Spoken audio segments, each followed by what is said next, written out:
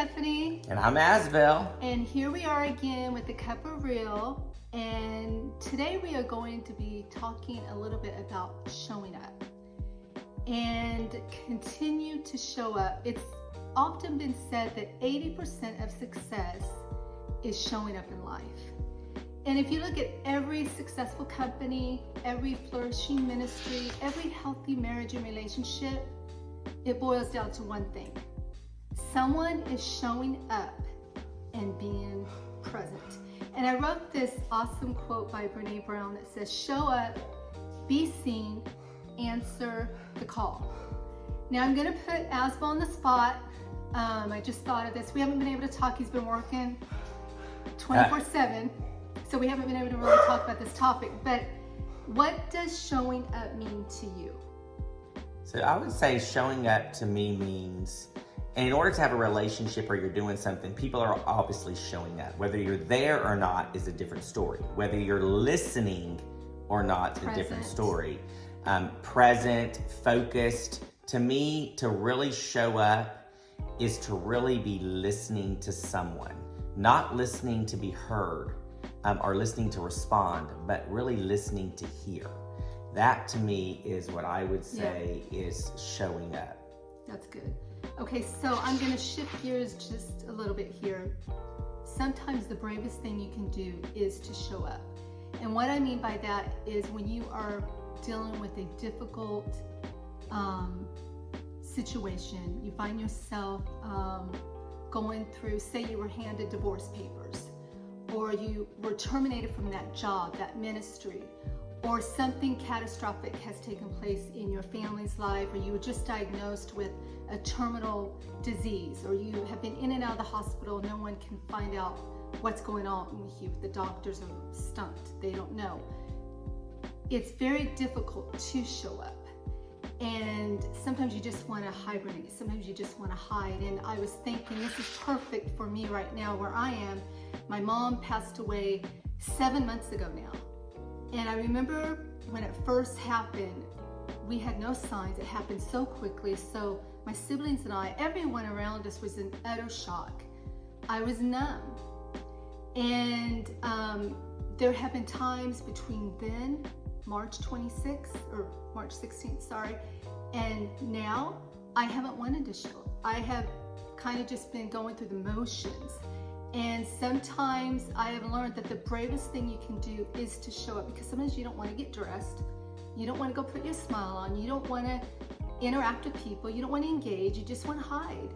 And I find that telling people to show up is not really the easiest thing to do when you're going through something traumatic behind the scenes. Maybe no one even knows what's going on in your life. Maybe one of your employees is going through something. You don't even know what's going on, or a pastor doesn't know what everyone's doing, and they're going through so much. So to show up, sometimes we need to pat people on the back, on the shoulder, and be thankful that they did show up, and not always be getting on to people if they're not totally engaging. While engaging is important, sometimes showing up is the only thing we can do. So we need to give grace there. Does that make sense? And that's, I would say, to augment off of what Stephanie was saying as well, because she's taking it from a very personal experience right now with her mom dying, my mother-in-law, and it's hard. Mm-hmm. And it's important, though, to get out of bed. It's important to show. We all feel it. It doesn't matter what it is. Now, there are some things you're not going to show up on.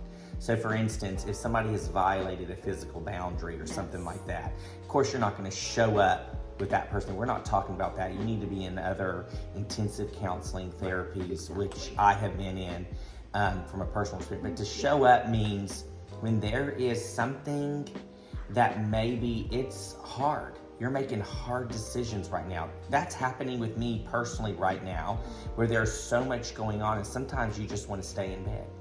Sometimes you just want to sleep a little longer. It's mentally exhausting it's too. It's tiring. You know, and I can tell you've been going, you're just going nonstop, and you've been exhausted. Like I don't think I've seen you like this since pre-COVID. Well, you know what? My assistant told me the other day, you know what? You've traveled 11 straight weeks in a row, and I'm going to be home for 2 weeks. I'm really looking forward to that. of trying to recharge a little bit, of resting, even though we're in the midst of some other things that it's kind of down to the wire, so we're crunching, but I'm tired. And I'm having to show up every day. I'm having to set myself mental reminders. I'm having to write. There are things that you begin to employ when you don't feel like showing up. And that's key.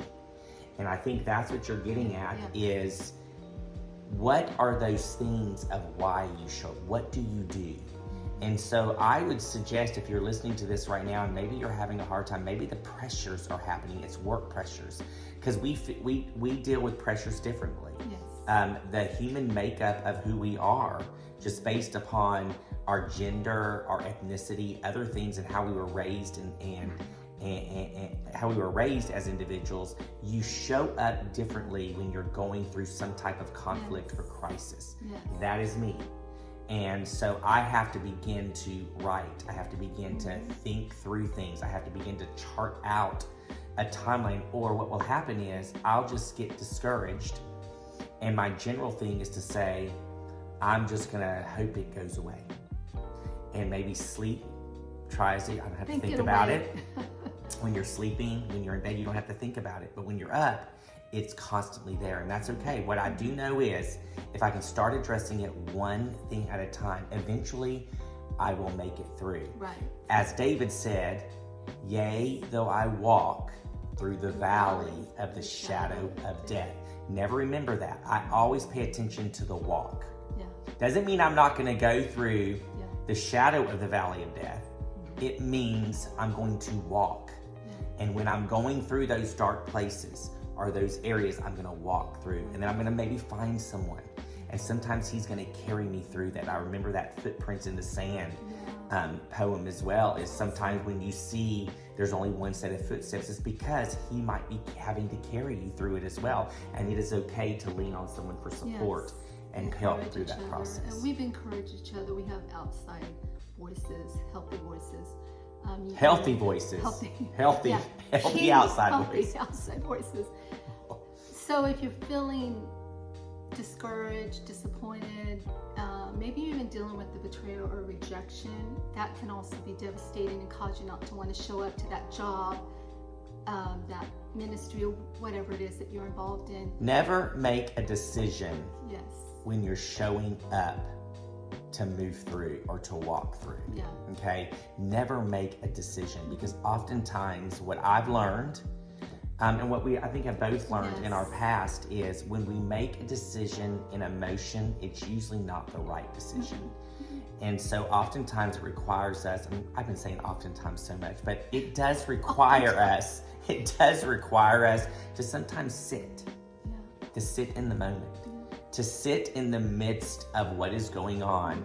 And usually I'm going to look in the mirror to say, what do I need to learn through the process of showing up? Yeah. And there's some things that you're showing up to you had nothing to do with. For instance, we didn't know Mom was going to die. It happened so quickly.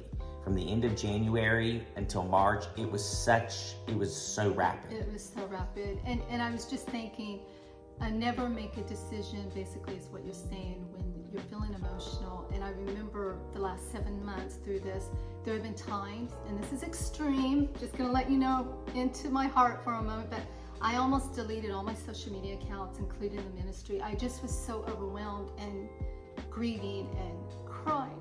Okay. No, it's the truth. This is we're having a cup of real.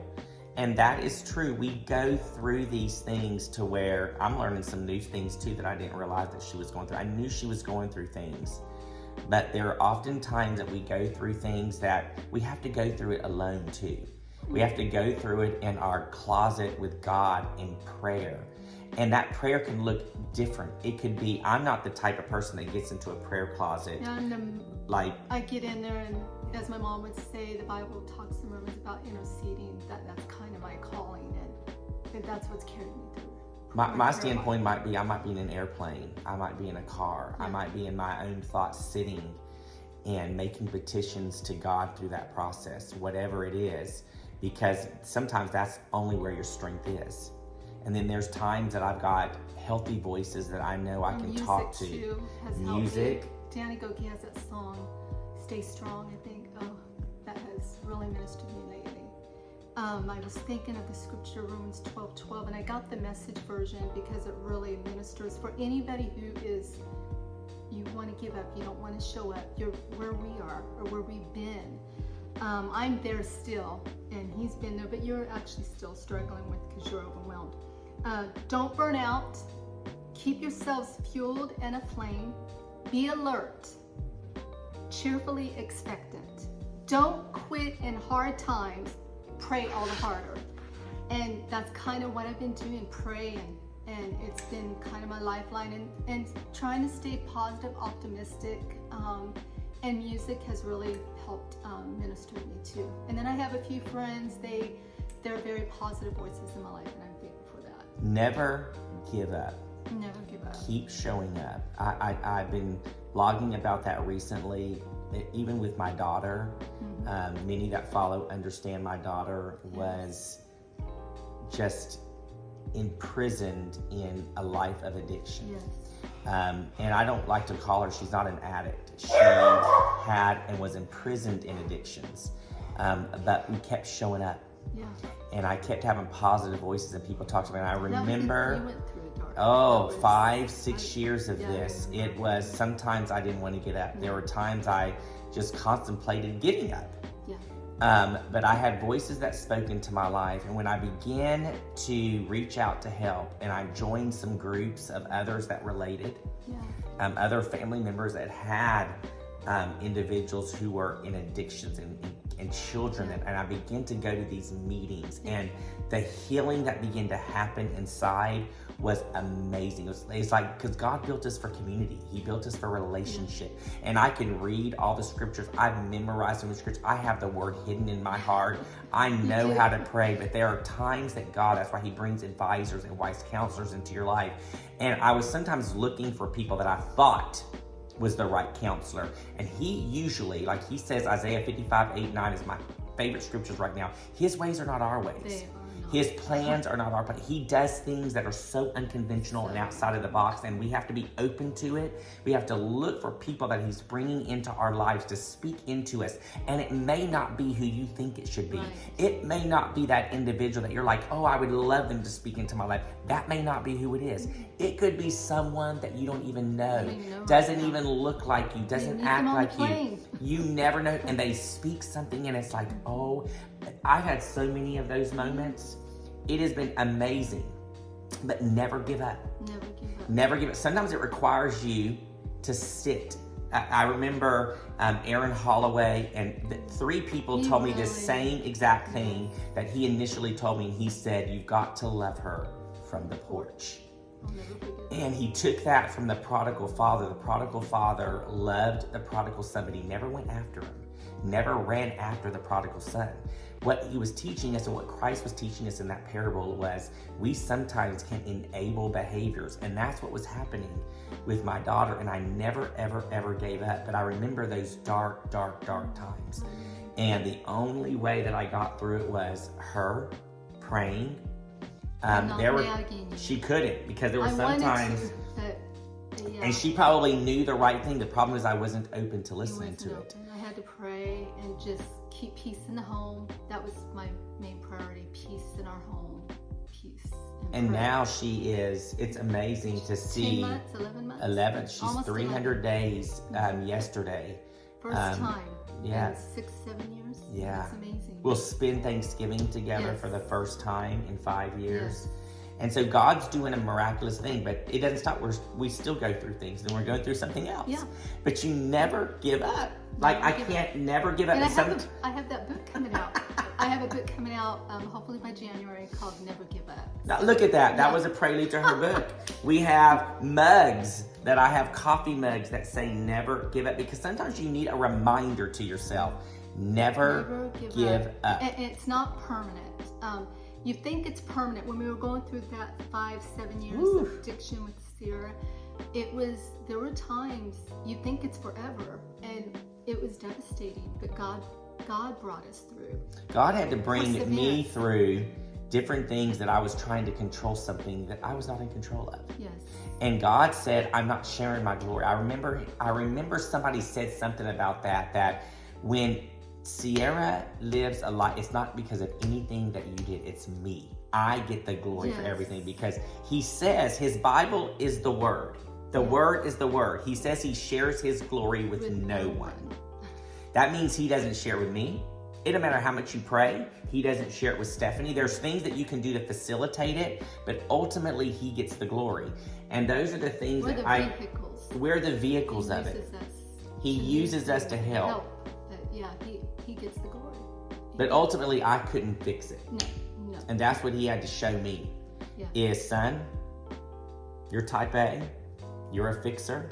He is a fixer. And you cannot fix this. And I had to learn a lot about myself through that process. And that was a journey that I learned and I'm still beginning to learn. And I can look back. No, you never. But we learned through that situation. We know now through that. You show up. Trial. Yeah, you continue to show up. So wherever Don't give up. Continue, get up out of bed, brush your teeth, get dressed. And, speaking of, we'll make it real quick, but during the pandemic, when the first part, we weren't getting dressed at all. No one was. And I'll never forget, he said, I can't live like this. And he had meetings, online meetings going on, Zoom calls. Everyone was doing Zoom. He would get fully dressed. And I would get halfway fully dressed. Because I was like, if I don't do that, it was doing something to my psyche. Yeah. And I just thought, like, no, get up. He had his suits get on. Up. I would get up. I would iron. I would get ready like I was going into work, and I would go into my office. I would shut the door, and I would begin to act like I was going into the office. The mind. And the mind. And it is amazing that certain things like that can just begin to change how you start working through things. You start plugging through things as well. So it's sometimes it's routine. Sometimes it's rote. Sometimes I don't feel like getting up, but I know I got to. Yes. That was this morning. I didn't feel like getting out of bed this morning. I kept hitting my snooze. My alarm went off from 5 o'clock. Well, he's up at 4 a.m. to 7 o'clock this morning. A few weeks ago when we were home on a weekend, we've been traveling so much, both of us, but do you remember that? He slept in till like 7:45. He never does that. And I was like, oh my word, he is exhausted. This is not normal at all. It was on a weekend, but still, he's even up early on the weekend. But sometimes it's the magnitude of everything. And we're keeping it real. It's a cup of real. But we all go through it. It doesn't matter who you are, what you do. Everyone goes through it, and it requires mind. And it's all in the mind. I can allow my mind to say, just stay, don't worry about it, go back to sleep. You can diminish all this that you have to do. Or I can say, nope, I'm gonna get up and I'm gonna start plugging through it. I'm gonna write a list. I'm gonna check it off the list. And I'm gonna move on to the next thing. So it's really important. Just wanna let you know, if you're there, if you're showing up and you don't feel like showing up, we've all been there. We've all been there. We're there. Great thing to do. And you will go through it again. It doesn't matter how successful you are, how society determines success. Oftentimes, those are the ones with the most pressure, and they're hiding things. So we're wanting to be open and real. This is what this cup of real is about. It's letting you know you're not alone. You're not alone. You're not alone. Keep getting up, get dressed, make a list, and just remember it's not permanent. Keep showing up, because this too shall pass. Yes, this too and shall remember, pass. who we lean on is sometimes he has to carry us. Sometimes he helps us. Sometimes he's walking right. Sometimes he's in front of us holding our hand. Sometimes he's maybe behind us pushing us. Yes, he is our strength. I can do all things because he gives me strength. Can do all things through Christ, which strengtheneth me. Remember that. Amen. And then, well, thank you for coming in and joining us on this cup of real. It's a little different, probably a little bit more raw, emotional than normal, but it's I just... almost lost it for a little bit, but I regained my composure. Just know that you're not alone. Keep showing up and never give up. And thank you for joining us for this episode of A Cup of Real. Continue to show up. Bye. Bye.